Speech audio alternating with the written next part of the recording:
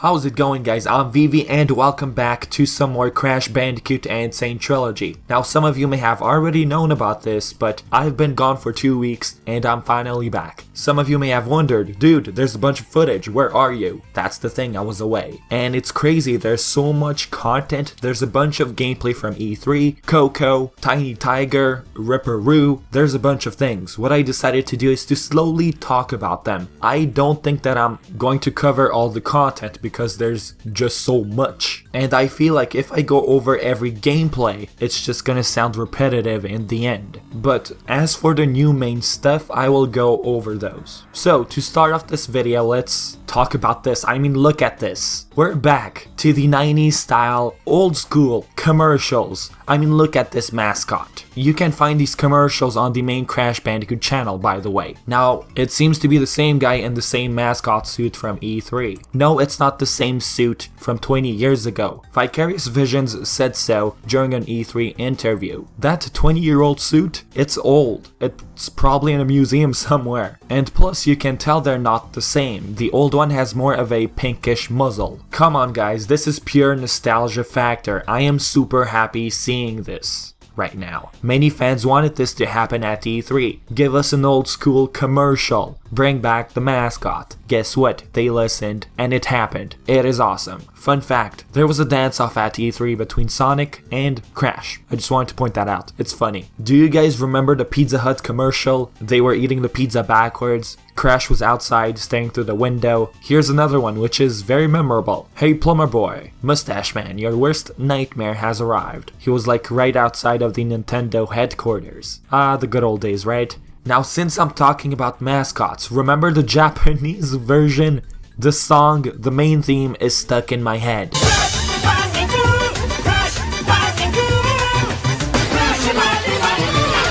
Some of these Japanese commercials were funny, some were cringy, and some were plain weird. Now, during these two videos, they did show a few more things. I love what they did here, the before and after effect, Crash spinning, its transitions, very nicely done. Toxic waste is briefly shown, and what am I gonna say about the level? It's looking fantastic. Same goes for Snowbiz, it is briefly shown. Now looking at the ice, there's some added detail. Cracks right below the ice, it's looking lovely. Before, it looked like a mirror only, but there is a small reflection still. Next one, Crash riding Baby T in Agapus Rex, if I'm not mistaken. It's the final level in Crash Bandicoot 2. We also have Under Pressure. Main difference apart from the lighting, of course, the leaves, they look different. Now, aren't we all looking forward to these underwater levels, especially when it comes to the time relics? Yes, we are. Anyways, that's pretty much it for that part. Now, let's move on to first 4 figures. Remember their teaser trailer hinting towards Spyro and Crash figures? Well, as for Crash, they did reveal a 9-inch PVC statue very recently. You can pre-order this beauty at your local stores. I'm assuming GameStop,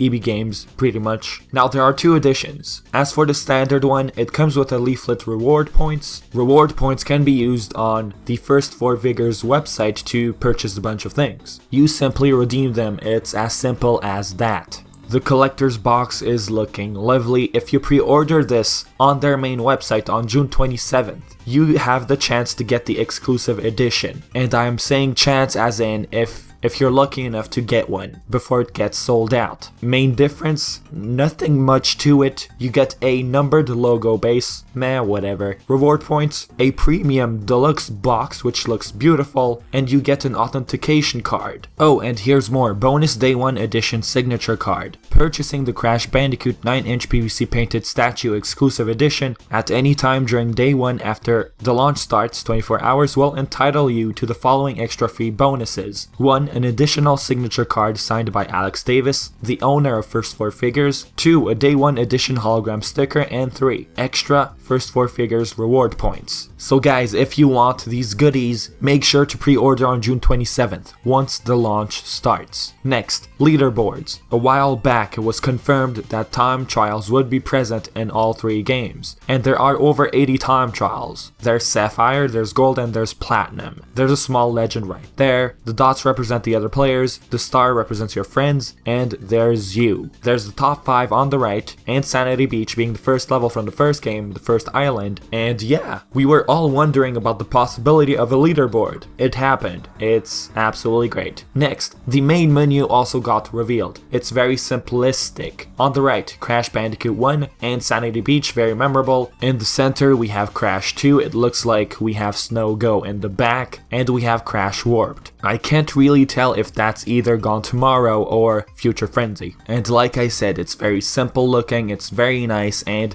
having this feeling of having the 3 classic games, deciding what to play first, which order. It's such an amazing feeling. I just cannot wait to play this, it takes me back. Next, we have our first look at Tiny the Tiger. Well, from close up, I mean, we did see him in the Villains trailer. I love his model. Some might say he looks too adorable, that's not a good thing, he's supposed to look menacing and all that. Meh, I'm not being nitpicky, I like it. This time around, it seems like he has a deeper voice and he talks slower, which makes him sound funnier. He was originally voiced by Brendan O'Brien, Crash 2 and 3. This time he's voiced by John DiMaggio. He's doing an amazing job, no complaints, I love it so much. And I do love the added animations. It adds so much more life to the character. Uka Uka and Cortex want Tiny get crystals and bring them to big Colosseum in Rome.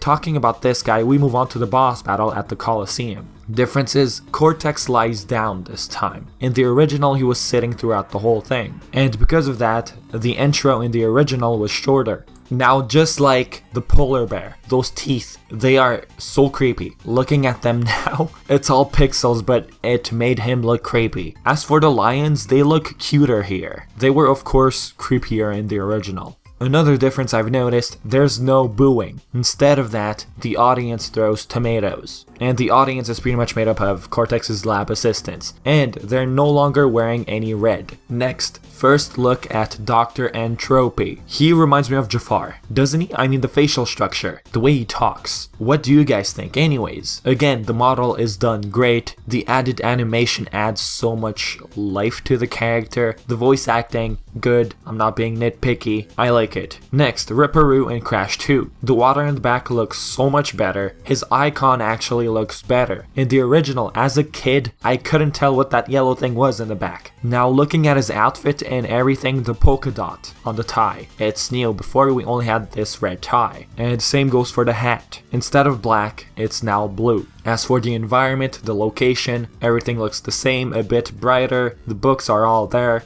Yep, pure nostalgia. Now about the voice, I did not mention this in my old video. In the original, his voice was stock audio. As for the new one, we're talking about an actual voice actor. He's doing a great job. Next, now you can find a bunch of videos on Dingodile. I really like the boss battle, but there's some nitpicking going on. I've been reading comments, and this is what I was able to pick up. 2 major things people were worried about or disliked. Dingodile doesn't say the line when he's defeated, and the crystal falling, the sound effect, people prefer the old one. I really like what they did with Dingodile. The game overall looks awesome, and out of everything, I'm just happy that we're getting this remake. Now about the thing I just said, him not saying his line upon defeat, some people think that it's due to the player facing Dingodile for the second time. Maybe he does say his line the first time we encounter him, but who knows. One last thing to finish off this video, another dynamic theme has been added in the pre-order bonuses. If you pre-order the game on the PS Store, you receive it, and this time it's called the Cocoa Pack. If you already pre-ordered the game before this new pack, you can still install the theme by going to the add-ons section. It should be there. And I am going to go over some Cocoa gameplay. What they revealed is pretty huge. Yes, like I said in the beginning of the video, there's a bunch of footage. I don't think I'm gonna go over every single little thing, but I will go over some. But other than that, guys, this is pretty much it for the video. So as usual, leave your thoughts in the comment section below. And as always, I've been Vivi, and thank you for watching.